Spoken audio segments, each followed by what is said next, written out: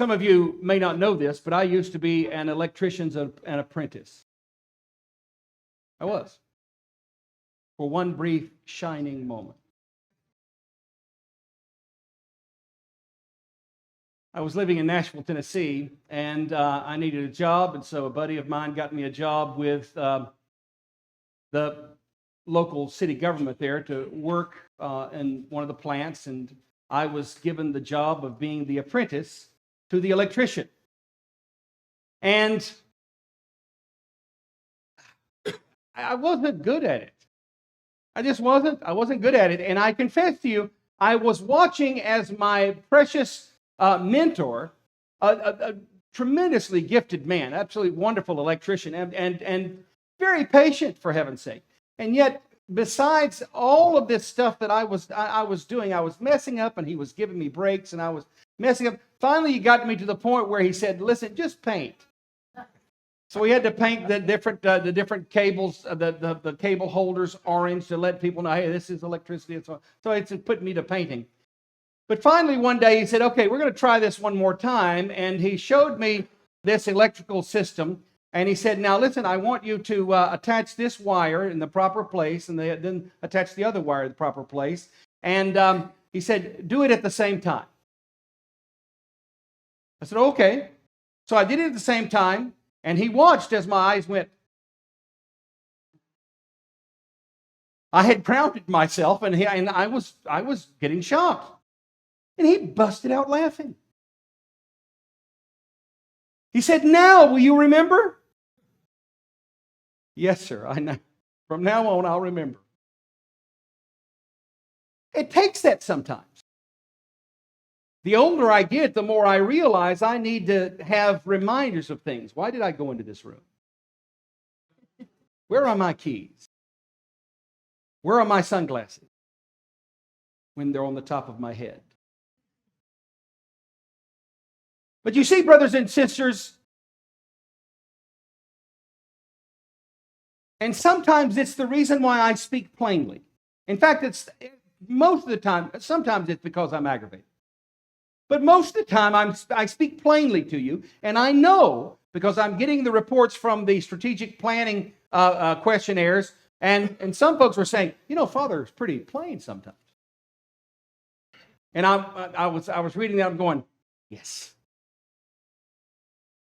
But I do that because, brothers and sisters, there is one flaw that will guarantee that your spiritual life will be shipwrecked. There is one flaw, and it only takes one. It is the one flaw that will absolutely guarantee you pass through life completely asleep to who you should be and to what you could become. And that one flaw is inattentiveness. The failure to allow first things to be first, the failure to place the proper priorities in the proper place in your life will, and gang, listen, it doesn't just affect your spiritual life. When you have your priorities out of whack, it affects everything. It affects your relationship with your kids. It affects your relationship with your husband or your wife. It affects your relationship with your coworkers or your boss. When your priorities are out of whack, when you're failing to pay attention, when you allow the world to distract you with all of the stuff that's out there. And nowadays, of course, it seems like we're in perpetual politics mode. And the perpetual politics mode has so intoxicated our society that we are now as divided or more divided politically than we have been since the war between the states. And that's a terrifying thought, folks, because the war between the states was an abject tragedy in our country. Now, we survived it, thanks be to God. But inattentiveness, angels, is a spiritual cancer to you. When you lack the ability to pay attention. And sometimes, well, we read it today in the epistle lesson. The Apostle Paul said, you guys are blessed, we're under the gun. You guys are rich, we're poor. We go through all of this stuff for you. He said, and then he has to add, now I'm not saying this to upset you. I'm not saying this to make you feel bad. You should be imitators of me.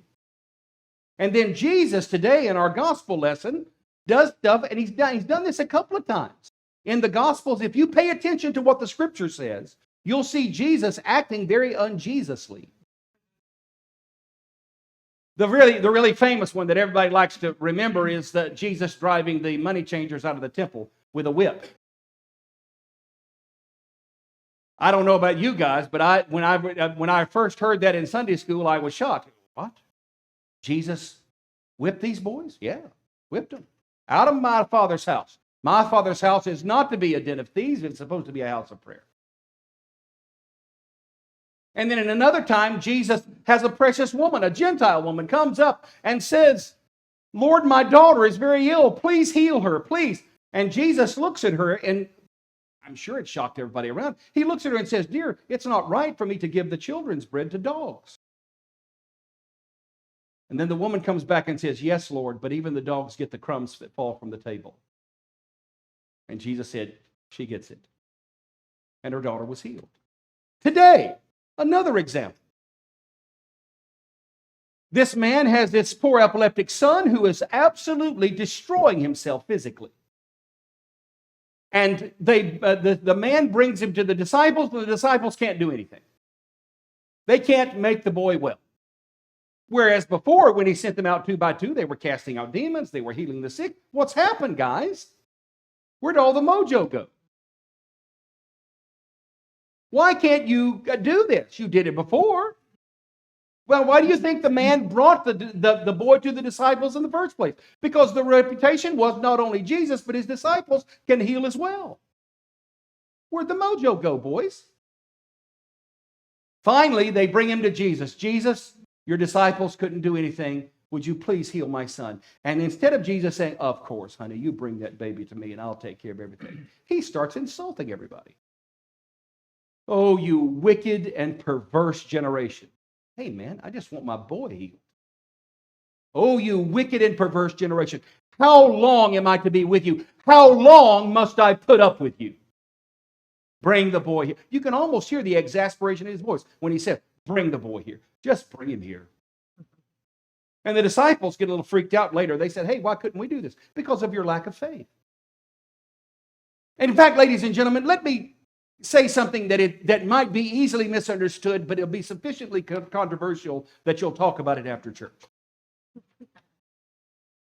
I want you to find the places in your life where you're stuck. I want you to find the places in your life where you seem to be repeating the same mistakes over and over and over again. I want you to find the places in your life where your spiritual life is stuck in kindergarten instead of growing like it's supposed to be. I want our parish council to think about our own community. Where are we stuck as a community? Where are we stuck in our plans and in our moving forward? Where are we stuck? And 9 times out of 10, in fact, I had a very interesting parish council meeting, the last parish council meeting. Those of you who are there understand. Let the reader beware. At the parish council meeting, we were talking about the challenges of the budget and so on, and that's always the challenge of the budget, the challenge of the budget, the challenge of the budget. Oh, this money here, money there, money this, and so on and so forth. It's always about some kind of challenge about money. And I looked at the parish council and I said, folks, listen to me, and I want all of you to listen to me. And you need to understand I mean the words that I say when I say this. And I want you to know I'm right. And if you disagree with me, you're spiritually immature and childish, and you need to grow up. And you need to stop being the pain in the body of Christ's rear end that's keeping us back. Stop it. Plain enough? I said, folks, churches don't have money problems. There's no such thing as money problems in a church. Churches don't have money problems. If you have a money problem, it's because there's a problem with the vision, not with the lack of money. We don't lack money in this country. In fact, one thing we got money. We don't lack money. We lack a vision that sufficiently reorients priorities in a community that they put first things first and they handle the most important things and invest what is most valuable. And ladies and gentlemen, hear me this morning. Your faith is the most valuable thing you have. Nothing else is as important, even your precious children. That's the reason why Jesus had the audacity to say, unless you hate your mother and father and love me more than them, you cannot be my disciple. Plain words. Truthful words that are meant to do one thing. Upset you? Maybe. But the most important thing that these challenging words are meant to do is to rouse you to attentiveness. Because the world wants one thing from you. The evil one, the enemy of your soul, wants to do one thing for you. Rock you gently to a comatose state so that life lives you instead of you living life. Based on the truth and the wisdom of eternal truth. Because brothers and sisters, all of the investments that you're doing now, all of the things that you're doing now in your life pale to insignificance the second your heart stops. And all of a sudden, in that moment, oh, if I would have only. The rich man in hell, remember the story about the rich man and Lazarus? If only I would have gotten my priorities straight. You have the chance now. Every minute of your life, every tick of the clock, every heartbeat that you've enjoyed right now is another chance to wake up, pay attention, and do what is most important, and that is see to your soul, folks. See to your soul. Jesus heals this young man today, and the disciples are confronted with these words. The reason why you couldn't do it is you lack faith. Because if you had the faith as much as a grain of a mustard seed, you ever seen a mustard seed? You have to get a magnifying glass to really pay attention to it because it's itsy bitsy. It's a little bitty thing. Tip of my finger's bigger than that. If you had faith as a grain of mustard seed, just that much, you could move a mountain. Where are the mountains in your life that need to be moved? Where are the mountains in this community? Where are the mountains in your marriage, in your career? Where are they? Do you want them moved? Then it's time. Pay attention. Amen. Thank you so much for watching. I pray this was a blessing to you. If it is a blessing to you, please don't forget to like and subscribe and share these videos. It really does help us a great deal. Speaking of helping us, if you'd like to support this media outreach, go to our Patreon site at Faith Encouraged on patreon.com. You can also visit us at our website at faithencouraged.org and write me at frbarnabas@faithencouraged.org. I look forward to seeing you next time. Don't forget to like and subscribe. God bless you.